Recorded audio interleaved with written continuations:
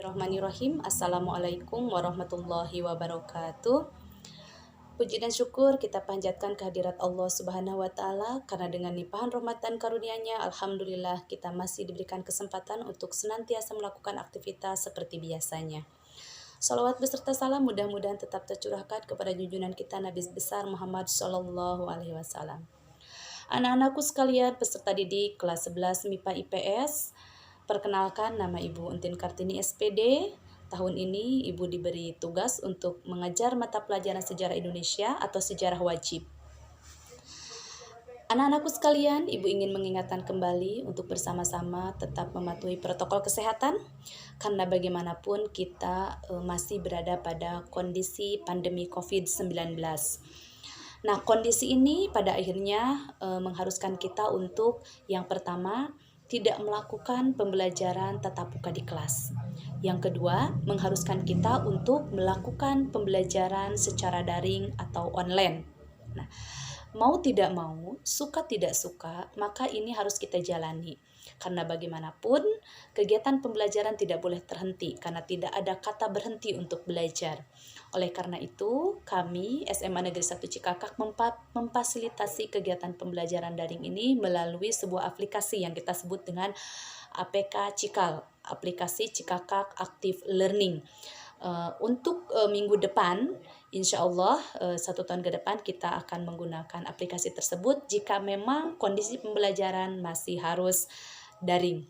Tetapi kita berdoa semoga wabah ini cepat berakhir, pandemi ini cepat berakhir, dan kita kembali normal sehingga kita bisa melakukan aktivitas sebagaimana mestinya. Kita bisa kembali bertemu tatap muka di ruang kelas, melakukan segala kegiatan yang berhubungan dengan kegiatan pembelajaran. Anak-anakku sekalian, pada kesempatan ini Ibu ingin menyampaikan materi apa saja yang akan kita bahas bersama, yang akan kita pelajari bersama di kelas 11 ini, baik MIPA maupun IPS untuk 1 tahun ke depan. Nah, perlu dipahami bersama bahwa sesungguhnya materi yang akan dipelajari di kelas 11 MIPA IPS ini untuk mata pelajaran sejarah Indonesia itu adalah materi yang sifatnya kelanjutan dari materi sebelumnya. Artinya, materi yang akan dipelajari di kelas 11 ini merupakan kelanjutan dari materi yang telah dipelajari di kelas 10. Mungkin kalian masih ingat bahwa di kelas 10, di akhir semester 2, materi yang kalian pelajari, materi yang kalian bahas, yang kalian kaji itu adalah berkaitan dengan kerajaan-kerajaan tradisional. Baik itu yang bercorak Hindu-Buddha maupun bercorak Islam. Nah, sedikit Ibu ingin sampaikan bahwa ketika pengaruh Hindu-Buddha masuk ke Indonesia, baik berupa agama maupun kebudayaannya, maka di situ terjadilah perkembangan. Jadi artinya pengaruh Hindu-Buddha masuk, berkembang, dan kemudian mengalami puncak kejayaan. Mereka menanamkan akar-akar kekuasaannya dalam bentuk kerajaan-kerajaan bercorak Hindu-Buddha. Tetapi pada fase berikutnya mereka mengalami kemunduran. Nah, pada saat kemunduran itulah masuk pengaruh baru, yaitu pengaruh Islam. Baik Islam sebagai agama maupun Islam sebagai budaya. Nah, sama halnya seperti Hindu-Buddha, pengaruh ini pun masuk, kemudian berkembang, dan menancapkan akar kekuasaannya di Indonesia, berupa kerajaan-kerajaan bercorak Islam. Tetapi pada fase berikutnya, kerajaan ini pun sama, kekuasaan ini pun sama mengalami kemunduran. Nah, pada saat mundur inilah, fase kemunduran inilah muncul pengaruh baru dari Eropa atau dari Barat, yaitu dengan masuknya bangsa-bangsa Barat ke dunia Timur, baik itu Portugis, Spanyol, Belanda maupun Inggris. Nah, materi inilah yang akan menjadi awal pembahasan materi di kelas 11 untuk mata pelajaran sejarah Indonesia. Kembali Ibu sebutkan bahwa materi yang pertama itu adalah penjajahan bangsa Eropa di dunia Timur. Ini akan diawali dengan bagaimana kondisi Eropa pada saat itu sampai akhirnya mereka mendorong melakukan penjelajahan ke dunia Timur. Dan pada khususnya mereka akhirnya masuk ke Indonesia, melakukan penjajahan Indonesia dan menancapkan akar kekuasaannya di Indonesia. Sehingga nanti memberikan dampak yang luar biasa, terutama dampak negatif yaitu berupa kesengsaraan dan penderitaan bagi bangsa Indonesia. Itu materi pertama. Materi kedua itu adalah perlawanan bangsa Indonesia terhadap penjajahan bangsa Eropa sampai abad ke-20. Nah, di sini bisa dipahami bahwa ketika orang-orang Eropa, bangsa Eropa menjajah Indonesia, menimbulkan penderitaan dan kesengsaraan, maka yang terjadi pada bangsa Indonesia adalah mereka bangkit. Dalam arti mereka mencoba melakukan perlawanan dari berbagai wilayah terhadap bangsa Eropa yang melakukan penjajahan di Indonesia. Dan ini terus berlangsung sejak kedatangan sampai menjelang sampai abad ke-20. Nah, tetapi sayangnya perlawanan ini masih bersifat kedaerahan. Artinya belum ada sifat kesatuan antara satu daerah dengan satu yang lainnya. Nah, untuk materi ketiga, kita masuk ke strategi perjuangan pada masa pergerakan nasional. Ini artinya di sini perjuangan yang semula bersifat kedaerahan ini mulai dirasakan merupakan strategi yang kurang mempan untuk menghadapi penjajahan Barat di Indonesia. Oleh karena itu mulai diadakan suatu pemersatu dalam hal perjuangan. Itulah yang kita sebut dengan pergerakan nasional, di mana tokoh-tokoh perjuangan itu tidak lagi berjuang secara kedaerahan, tetapi bersifat nasional. Kemudian masuk ke materi 4 itu adalah pendudukan Jepang di Indonesia. Nah, ini diawali dengan kondisi bagaimana Jepang terlibat dalam Perang Asia Timur Raya, Perang Pasifik. Nah, salah satu yang menjadi musuh atau rival Jepang di dalam perang ini adalah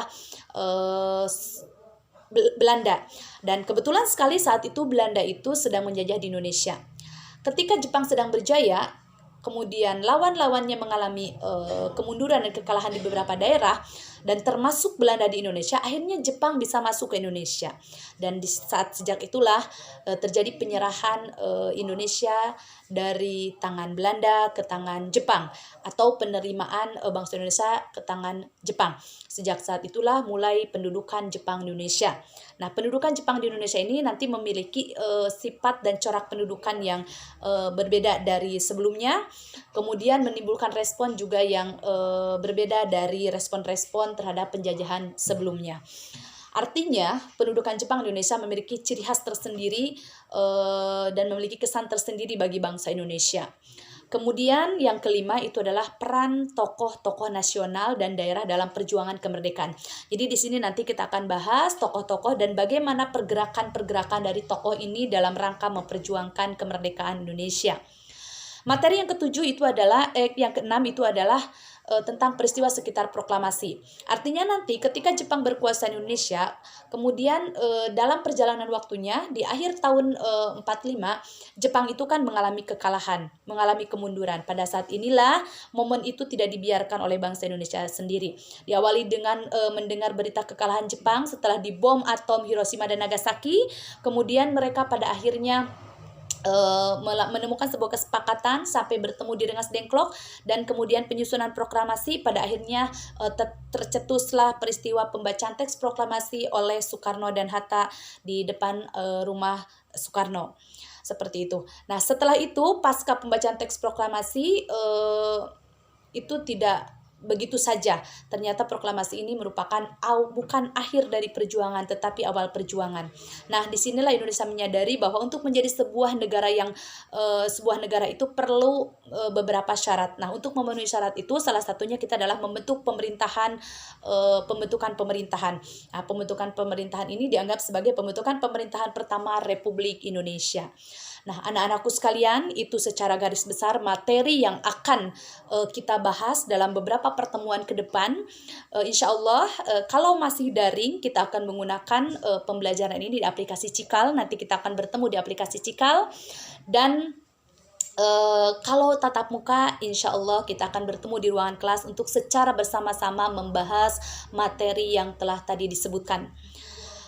Untuk mengakhiri pertemuan ini dan sebagai bekal dari Imu di awal pertemuan, tolong kerjakan tugas berikut. Tugasnya adalah tolong buat peta pelayaran bangsa Eropa atau bangsa Barat ke dunia Timur.